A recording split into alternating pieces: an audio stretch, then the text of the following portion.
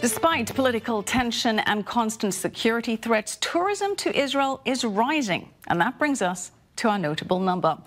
39% increase. That is the additional number of tourists that Israel says it is seeing this year from the United States alone. The boost in tourism worldwide is credited with adding $577 million to Israel's economy so far this year.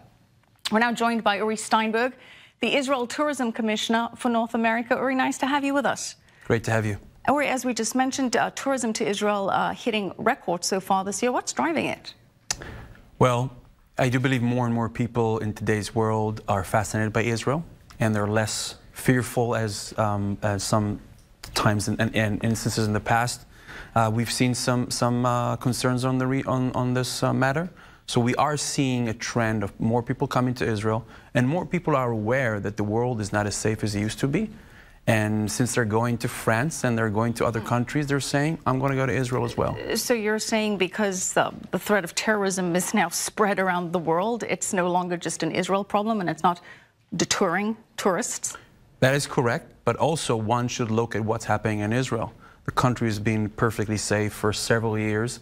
And when people come to Israel and they spread the news on social media, it catches. And people listen to their peers, and people are making decisions based on that. We've had some great celebrities coming to Israel, and that really helps create a momentum and a trend. Well, there was a drop in tourism in 2014, to your point, during the Gaza war. Now with these, I think it was about a 7% drop. Now with these riots on the Gaza border, as Israel is defending its border, that has been getting a lot of international attention. Do you anticipate that having an impact?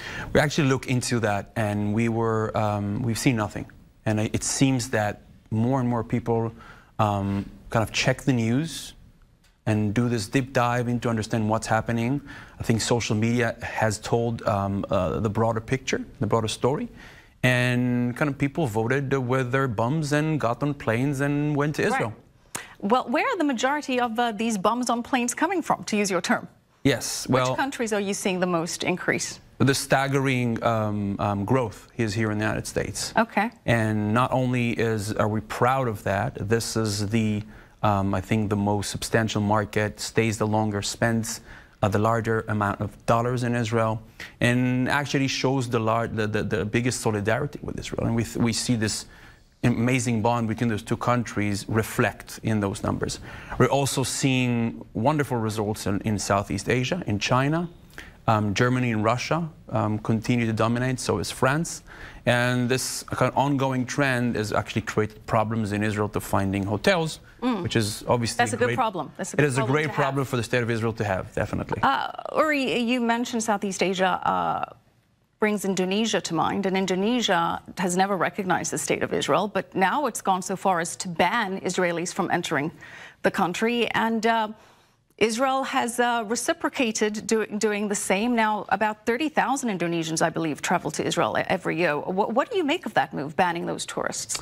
Well, I'm happy that this morning, actually, the Ministry of Foreign Affairs has decided to postpone this decision for another year, because we are talking about substantial numbers. And I think one of the great things that visiting Israel gives you is a new perspective on Israel.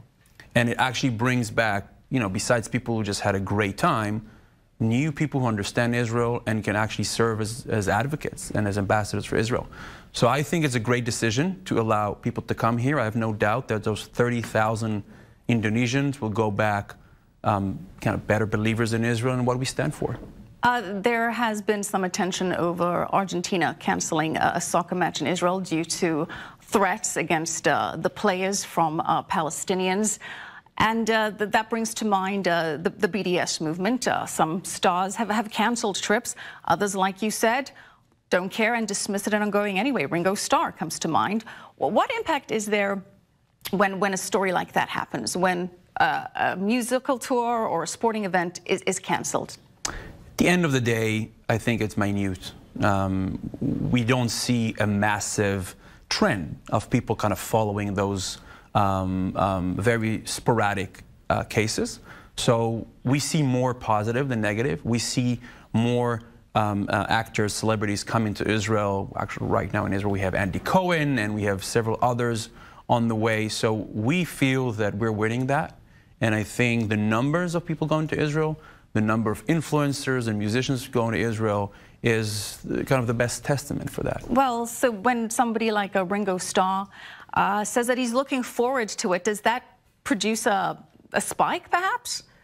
It does, because it does take a lot of the ground under the feet of a lot of the kind of the counter arguments. I think when a band like Radiohead comes to Israel and talks about the hypocrisy of saying no to a country compared to a government, it really has a huge volume. Yeah, dismissing Pink Floyd's suggestions that they don't come. I want to quickly touch on the pink dollar, as it's known. The LGBT community is very much thriving in Israel, particularly in Tel Aviv. And I believe that the Gay and Lesbian Travel Association Symposium, they're meeting for the first time in Tel Aviv this October. What are you guys doing to attract that community? Why is it such a popular destination for them? Well, I give all the credit to, or most of the credit to the city of Tel Aviv. Tel Aviv as a city created this vibe and this popularity that really became a mecca for LGBTQ tourism.